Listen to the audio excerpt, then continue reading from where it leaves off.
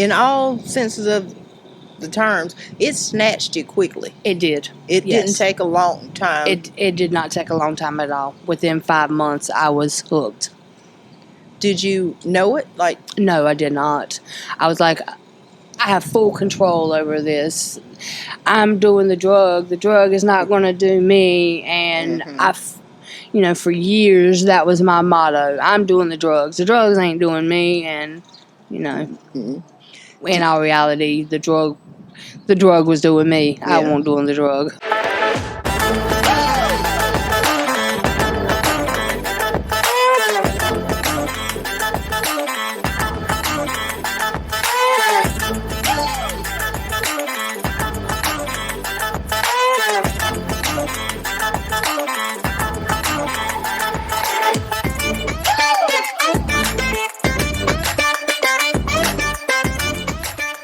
Have you or someone you know been affected by mental health or substance use disorder? Well, you are not alone. Welcome to the podcast, Riverfront Talks, Substance Matters.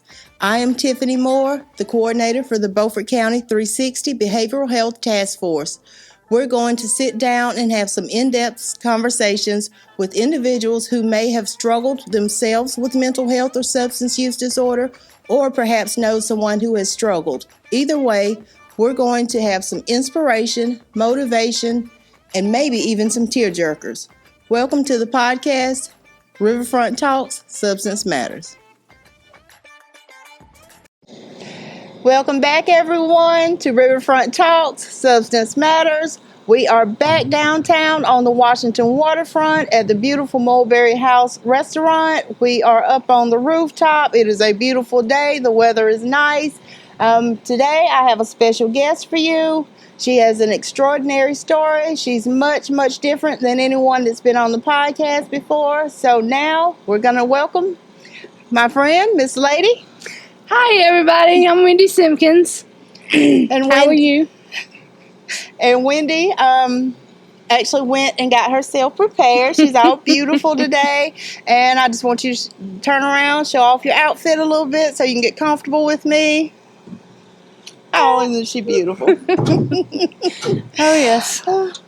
Well, thank you for that, Miss Lady. Yes. So now we're just going to talk real casually. We're going to go through your entire journey. Let's get it started. We just want to give a little background. How were you raised? Are you from Beaufort County originally? Yes. My mother and father both are from Beaufort County. Most of my childhood I lived here. And when we weren't in Beaufort County, we were in Tennessee. So. Oh, okay. So you are a true Southern girl. Yes. Okay. I like it. I can dig it. All right. Well, of course, we're here today to talk about your recovery journey. Yes. I've known you, I feel like, for some time now. It's been a while. It has been a while, and I've enjoyed getting to know you, getting to know your story. I did, in speaking with you before this filming, learn some information about you that I think I didn't pick up along the way. So we're going to scoot back a little ways and just kind of find out when you were first introduced to substances. How old were you? I was approximately about 12 years old when I was first introduced to substances. How were you introduced? A family member, actually. I was going through, some issues as a child and didn't know how to cope with them. And, of course, drugs is supposed to make everything better. So I tried it and thought it made my life so much wonderful. So, with that being said, and I'm not going to ask you to name the family member. That is totally your anonymity that I respect. I do want to kind of touch on, you said you were going through some things. Yes. I think in speaking with you previously, you talked about having co-occurring disorders where you dealt with substance use disorder, but you also had some mental health issues that stem from your childhood. So would you like to speak on that? Yes. At around age 5 or 6. A family of a friend of the family sexually molested me, and it went on for approximately 4 or 5 years, which eventually turned into rape. And I was a child and didn't know how to deal with those feelings or those emotions, and which is what led to my drug use. Was your family aware of the molestation Yes. and the rape that you Yes. experienced? My mother actually just about caught him in the act, and he was arrested, and he spent 12 years in prison over the rape. I can actually imagine that was probably a difficult situation for your mom as well, being that her child, her daughter, her Yes. young daughter, had experienced such a traumatic experience. Did she know how to connect with you No, she about did it? not. She had no clue. She had never experienced anything like that in her life either. So she didn't know how to get me the help that I needed. So for a while, you were basically dealing with untreated trauma. yes, for quite a while. Yes. Okay, because you said it was like 5 or 6 years that Yes, you that it endured went on. it. Yes. So that's what led you into your initial substance abuse. Yes. You were coping. You didn't have, the resources that you needed because, as you said, your mom, she wasn't, used to dealing with that type of trauma or hadn't had that previous experience with it. Let's touch on once you got started with the substance use. What was the first substance that you used? Opiates. Opiates was the very first substance that I began with. What kind of opiate? Percocet. Percocets. Yep. My grandmother had a prescription of those and has had one for many years. And just out of the blue one day, I was just having a difficult time, and she was like, "Here, try this. This might make you feel better." And she was actually, I want to touch on that too. Again, just to go back, when individuals or people or families don't know how to deal with trauma, they try different things. And for her, she was trying to help you. Yes. It didn't inevitably help you, but at the time she was doing what she thought she knew. Yes. Was there any issues of substance use in your family outside of her having prescriptions for? Yes. My dad is an alcoholic, has been for many years.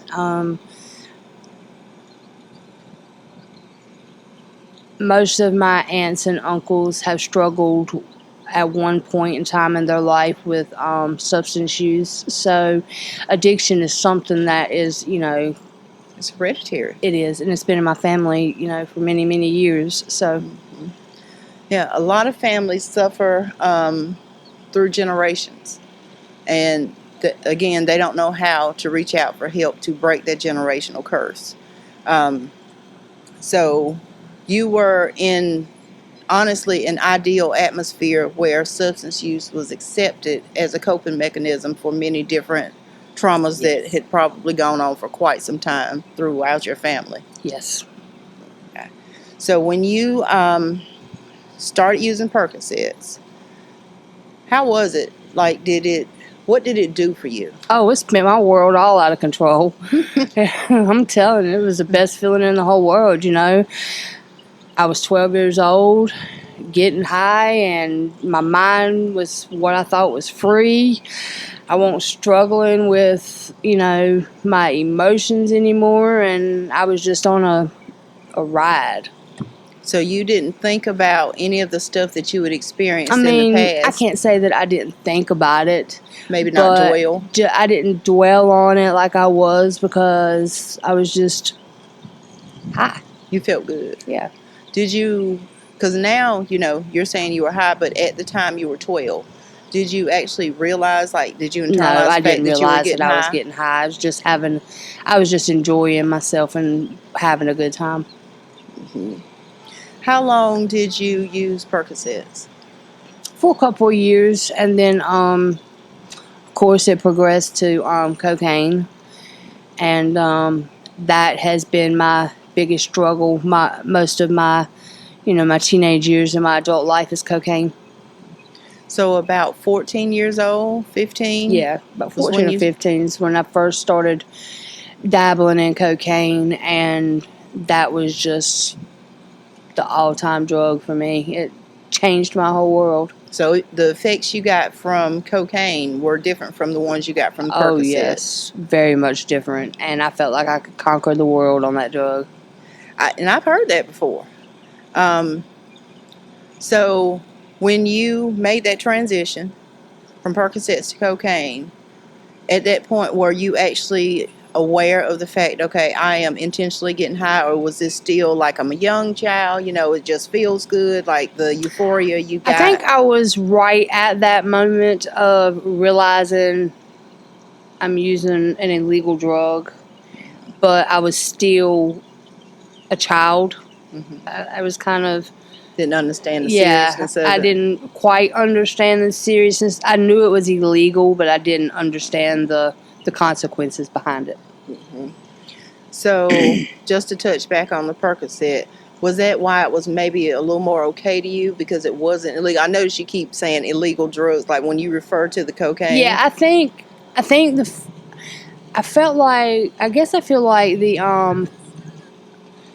the Percocet was prescribed, to my grandmother, and I don't think I quite it was illegal to me too, because it wasn't my prescription, but I think that's what made it okay to begin with, was the fact that it was a prescribed narcotic. So yeah, that's a lot of the reason we have the opioid epidemic. That's a lot of the reason people are struggling right now with illegal drugs, because prescription medications, back then, people didn't understand the seriousness of using prescription drugs. They didn't know the addictive nature of a lot of these drugs. Percocets, I've heard of Percocets ever since I was a child. That was just the thing. Yeah, it was a thing. People take Percocets, they go to sleep, they relax. So it triggered in your mind the difference between the two. I'm kind of intentionally getting high, but not really intentionally getting high with the Percocets because they're prescribed. But when I go and I buy some cocaine, then I understand that I am directly involving myself in something illegal. Yes. How did you start using the cocaine? Like, I know with the Percocets, we got the story behind that, but how did you make it? I have always, even as a child, at the age of 14, I hung out with the older crowd. I was never the one that hung out with people my age, and it just was hanging out with some older people that day, and they pulled out the cocaine and was like, "You want to try this?" And I was like, "Well, shit, they're doing it, so why not? Let me see what it's all about." Yeah. And that's common. You see your friends doing something, you're looking at them for all intents and purposes saying, oh, well, it's not hurting them too bad. They're happier, they're hyper, they're enjoying life, so let me try it. What's the harm? So you said cocaine typically has been your drug of choice. Yes. From then forward. Yep. So let's talk about the progression of cocaine. Like, was it when you first started using it, was it a here and there thing when I'm hanging out with my crew? A weekend thing. We'd all go to the bars, hanging out, drinking, doing cocaine. And then it went from, an every weekend thing to an anytime I could get it kind of thing. So, and then before I knew it, it was every day. And that's a progression that happens when you use substances. I've heard many people say, especially college students, part of my job is to talk to a lot of different people. is that on the weekends we used coke. During the week we don't use it. Did you have that barrier set? I did. Like, was it in your mind that that's how you would Yes. continue to use? That's exactly how I thought things would continue going. It would just be a weekend kind of thing, a weekend fun, and then during the week I would get back to, my week, and on the weekends, hey, I would just get high on the weekends, and it quickly turned from every weekend to every day. I'd say probably within 4 or 5 months, it was something that I was doing every day. So it's, in all senses of the terms, it snatched you quickly. It did. It Yes. didn't take a long time. It did not take a long time at all. Within 5 months, I was hooked. Did you know it? Like, no, I did not. I was like, I have full control over this. I'm doing the drug. The drug is not going to do me. And for years, that was my motto. I'm doing the drugs. The drugs ain't doing me. And, in all reality, the drug was doing me. Yeah. I wasn't doing the drug. It had already started, and yes. You didn't know it, but it was happening. I had no clue. What about your friends that you started using with? Did you remain friends with them? Oh, they were my buddies. That was your bond? That were my buddies. What are you talking about? They were my buddies, Did you see any of them start to have it show or exhibit addictive behavior before you started it? I think we were all blindsided by the drug, and we couldn't see each other falling because we were all in the same position. And it's kind of like wearing blinders to it. We're all in the same situation. We're all addicted, and all of us are just too blinded to realize that. So, about how many years older than you were they? I'm just curious. Oh, they were probably in their late 20s. So they were a lot older. Quite a bit older than me, yes. Okay. So, from that point in time, can you kind of give us, at this time, you would be about how old? You started around 14, 15? Yeah. Probably 16, 17 now. Were you going to school? No, I quit school in the 8th grade. I couldn't stay out of trouble. I was constantly in trouble. And if I wasn't getting in trouble, I was skipping school to go get high. And it just, at the time, just didn't seem worth it. So I quit school. Thought I was one of the cool kids, and I didn't need school, and my friends were more important. My friends and getting high were more important than an education. So would you say that getting high was the reason you quit school, or is that something you think would have happened anyway? It was definitely the reason for me quitting school. Just because the importance of being able to hang out and get high and be around older people was a lot more important than my education. Do you regret any of that as far as your education? I'm not going to sit here and say that I regret anything, because it's made me the person that I am today. But there were a few things that I wish I could have done differently. But did you have any friends? Like, did you stay in contact with any friends that you made in school? Or no, I didn't. So you totally just broke away, and this was the crowd that you wanted to be around. Nobody else just... I didn't have time for those little immature kids. That's how I felt. They were children, and I was nothing but a kid myself, but I didn't have time for that. Okay. Well, I mean, that... again, for a while, you're around older people. You matured a lot quicker than your average child would, that just kind of did the straight and narrow, hung around kids their age, things like that. So you were, in your mind, a lot more mature. A lot older, yes. In my mind. I was a lot older. Well, that's all kids, I think. All right, so from there, can you kind of tell us, like, maybe how were your 20s? My early 20s is when I finally realized that I had a problem. And, of course, in the 90s, substance abuse wasn't something that was broadcasted out there, or, on how to get help for substance abuse. Or so I struggled for many years knowing that I had this addiction and didn't know how to get the help that I needed. And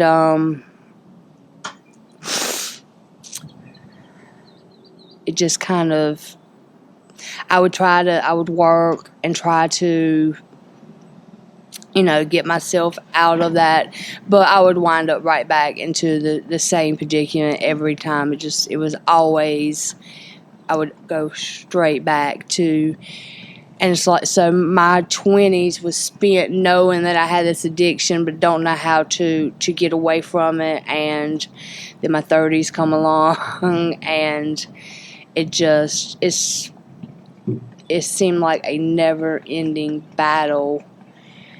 And up until, I have had quite a few run-ins with the law, and some of the last experiences that I've had with the law is when I finally was able to get somewhere to where I could actually try to receive the help that I needed to get, for the substance use. What was your first initial, I guess, introduction to some type of help? I heard about the methadone clinic, and I was like, oh wow, this is going to solve all my problems, right?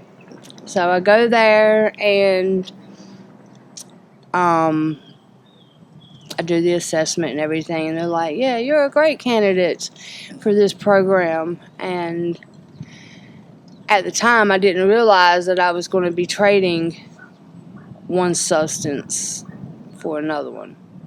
Got me away from the cocaine, but then I was just hooked on methadone. And before I knew it, I was doing way more methadone than what I was prescribed. And I was just right back into the addiction again. So, was this outpatient, I'm assuming? It was outpatient. Yes, it was outpatient. So, part of your treatment plan was to get you off of cocaine. Yes. By using methadone. By taking methadone. And you have to go, and how it goes is you have to go every day and dose at the clinic, and then you also do groups where you talk about your problems or issues that you're having or whatever. And I was there for probably 2 years. And, of course, it worked to get me off of the cocaine, but like I said before, I realized that I had an issue with the methadone. So the whole 2 years you were being treated with methadone? Yes. When you say you had a problem with the methadone, explain that a little bit more. In the beginning, I done wonderful. I dosed like I was supposed to, and then it really didn't, the full effect of it really didn't begin until I was able to get what they call take-homes.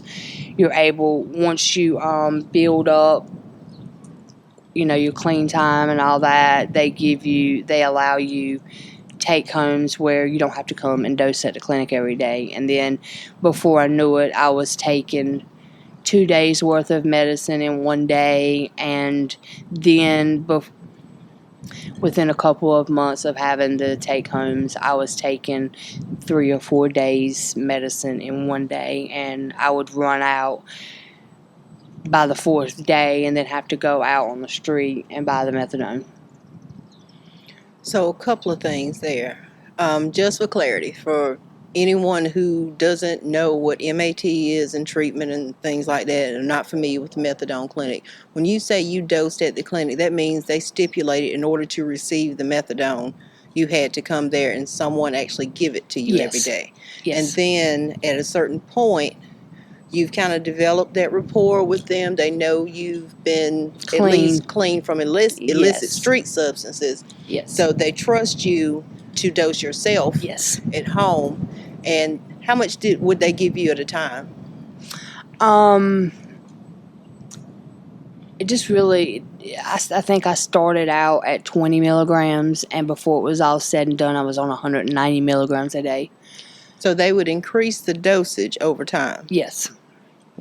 What was that based on when they decided to increase it? Based on me saying that I'm not feeling...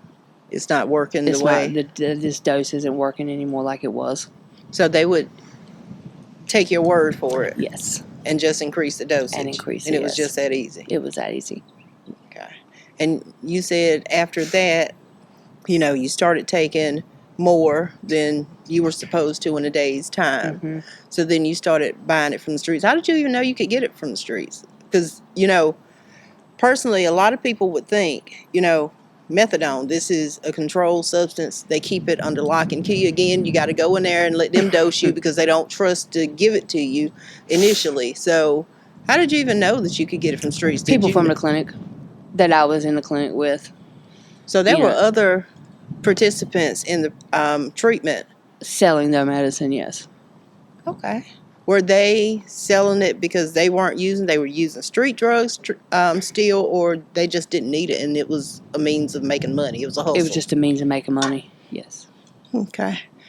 Well, Wendi, again, she has an extraordinary journey that she has gone through.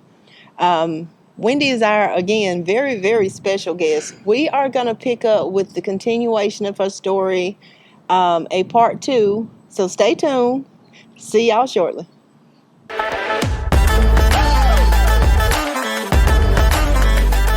Thank you all for joining us for this episode of Riverfront Talks, Substance Matters. If you are from the Beaufort County area and know someone who is suffering from mental health and substance use disorder and may be looking for resources, my information is below in the description. We also would like your feedback to gather input about today's episode. Please also complete the short survey listed in the description. A special thank you to our sponsors, ECU Health Beaufort Hospital and KB Reynolds Charitable Trust. Like, share, and subscribe. See you later.